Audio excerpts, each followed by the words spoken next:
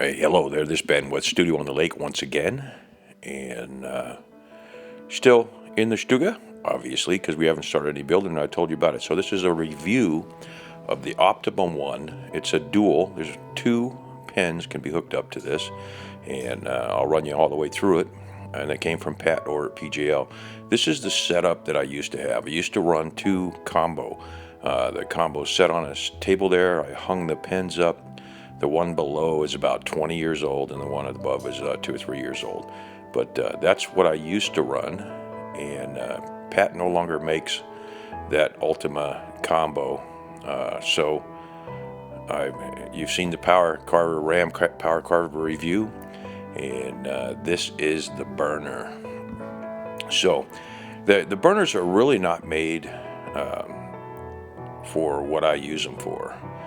They're designed for pyrography, and there's a couple of folks that do wood burning, and they more of an artistic deal, and they really like these too. They have good. I've never had any trouble with it. Never had any trouble with the pens, and we'll talk about those. But you can get that as a single also, and I apologize, but I forget what the price was, but I think the dual was like $220, and that included 2 additional pins, so a total of 4 pins. Hey, it's got peanuts in it. You know what I think of peanuts? They stick to everything. So I ordered 4 pins. 3 of these are different tips, and then the 4th one is a duplicate of the micro skew that I use a lot. And then he also sent me, I talked to Pat on the phone, and that's entertaining if you ever get a chance to do that. If you put in an order, he'll probably call you, but that's a call it, a 3/32 call it that he happened to have on the shelf. They come in a tube like this. The pins are filled with a resin, and you'll notice that they have the blue on there. That's the heavy duty pen. And the reason I go with a heavy-duty pen with the foam is that they last a lot longer, and you can run them for, I'll burn for 3-4 hours. So there's a large skew. The tips are soldered in. You can't change the tips, but you can. I think the pen is about $20 for the pen. But you can take, after you ruin those in 2 or 3 years, you can send them back to Pat, and for $7, he'll silver solder a new tip in there for you, and you can change to any tip you want. So the money part of the pen is in the body there, and that RC jack, and what have you. But he sends them to you well packaged like this.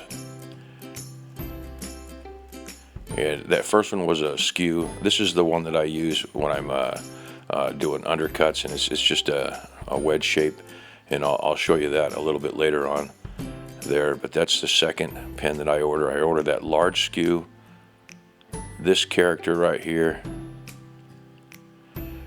which is a flat blade, and I use that to undercut feathers and to do stop cuts primarily, and when I want a little bit heavier burn. If you're doing pyrography, he has tons and tons of pens, and I'm going to show you that in just a second here. And this is the last time I'll torture you. The deal has the name of the pen on there. A couple of them were not right, but that's okay. And this is the one that I use primarily to do feathers, and it's called a number 10 S, I believe, micro skew. And I've used these for 25 years, but I got 2 of those because I always want to have a backup one on hand. Like I said, that has the blue foam on there, which means the pen is heavy duty. You can run it for a lot longer, and then you see the red one below, and that is a lighter duty pen, and you can see how it is. But if you go to PJL Enterprises and you look at their website when you're ordering these, like I said, the dual comes with 2 pens, the single comes with 1, but you can go through there, and that 12S micro skew is the one I use, and then the other one you saw was the 12 rounded skew above it, and that's that. So the second thing when you're ordering these pens, they come with a standard cord, and for another $5 or something along those lines. And see that thing right there? That's for holding the pen. I throw those away. I typically, when I get set up again, I'll put 2 nails on the edge of my table and hang them on that. That's a stereo cord. If anybody remembers the stereo cords, it's the same thing, hasn't changed in all those years. And this is a heavy duty cord, which I don't quite honestly know the difference between them because I've never ran a regular cord. Does that make sense? I ordered the heavy duty from day one. The cord does not get hot. The pen stays relatively cool. So here's the burner. It's the same as the other ones. It's the same kind of case. And it's got a marking spot for 2 pens, and it runs 1 to 10. I very rarely change the setting on this. I set right around 6.5 when I'm burning hot. I might go to 7.5 if I'm really hauling the mail. In other words, if I'm going really fast. And then on some of the lighter stuff around the eyes, I might go down to a 4 or 5. Now, if you're doing pyrography and you're trying to burn, I've looked at a couple of the other reviews of this thing, and the folks that use them really like it. It does a nice job of shading on 1 or 2. And then, of course, 10 is nuclear. I see no reason to run it at 10. I think you'd probably burn your pen tip up. It gets just cherry red. Has a really good recovery, and you can see that a little bit later when I go on there. So here I am setting it up with the 2. The reason I like the 2 pens is I run the fine pen on one side, and you see that big spade. I run that on the other flat, and I tend to use this as a stop cut on a lot of stuff. So if you haven't subscribed to the channel, go ahead and subscribe to the channel, and when you go back, you'll see me doing some outlining and whatnot. And a lot of times I treat this thing as a stop cut. I can take a letter and cut about a 1/4 inch down into around the letter with this, and then use it as a stop cut and go to it. So here's one of the 2 that I ordered to have the backup,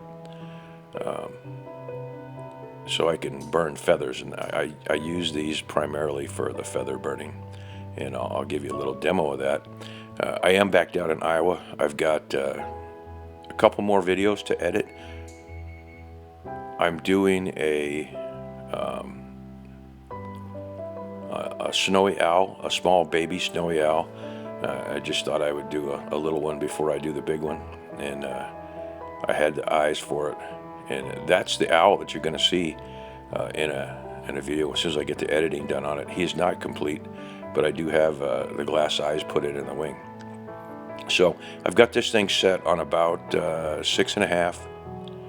I put the barbs in with the other pen, and I just ran down, and I didn't get real close to the barbs don't look perfect, but when I'm doing this, and I'm doing in this case, I'm going to do the left side of these feathers. I will cut little lines in there, and I'll tilt that pen to the left and the right. And if you are a subscriber to the channel, you've seen me do birds before. But I can get right up against the nib of that feather in the middle, and here we go. This is real. This is 2 times as fast as normal, and that first section of a couple seconds was the normal. So this is 2 times the speed. And I'll go down through here, and I'm only going to do 4 of these to not torture you. I just wanted to show you that this thing works as designed. The difference between this and the pins that I was used to using in the dual controller is none. So in 25 years, these have had the same quality. I've never had one burn out. I've replaced probably 10 pens. I get about a year or 2 worth of work out of a pen. I will hone a pen with the diamond strop to get it really sharp, and then I will hone it on the same way that you do a knife. So when I'm doing these feathers and I'm burning them, first I get the feather shape in there, as you can kind of see, and I just did these to demo this burner. And like I said, I don't do any picture work with this, and I've thought about it over the years, and once in a while I get a wild hair, and I think I'll try it, but I don't have the tips for that. So if you're using this as a pyro burner, there's a couple of different tips that you might want to have, as opposed to the ones that I'm using here. because I'm using these to get these feathers in here. So I did one half of the feather down the barb and the other half going in the opposite direction, and then I run those down into the very next feather group on that. Now I think this is a neat look, and I will do some full birds with just the burning, and then I'll go back and put a little highlight in the burning there. And but primarily what this will leave is the same thing as a stone. It'll leave a little mark, although this is finer than you can get with a stone. So there's the group of 4, and I think I've got to do that upper right hand one there still. Nope, I saved you the pain. So that's what it looks like when it's burned. In a couple days that will lighten up all by itself, just the tannin and the oxidization, but it doesn't take all the carbon off. And here's a brass brush that I take, and I'll take this off, and then you can really see what you have there with your burn lines, and they won't look quite as fine as you thought they were. So this guy, when I show you this, I will end up running about 3 passes over these, and you can see that the barb is still there and the rest of it is in there. But this is a real nice little burner.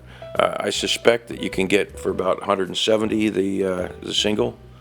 I'm not 100% sure, but the dual, I think, was combined with 2 extra pens, was $225, and it's a pretty high quality thing, and Pat is still making those, even though he's not making the pieces for the rest. So when I get this all set up, we'll be ready to go. Hey, thanks a lot for watching. This has been Bandwidth Studio on the Lake.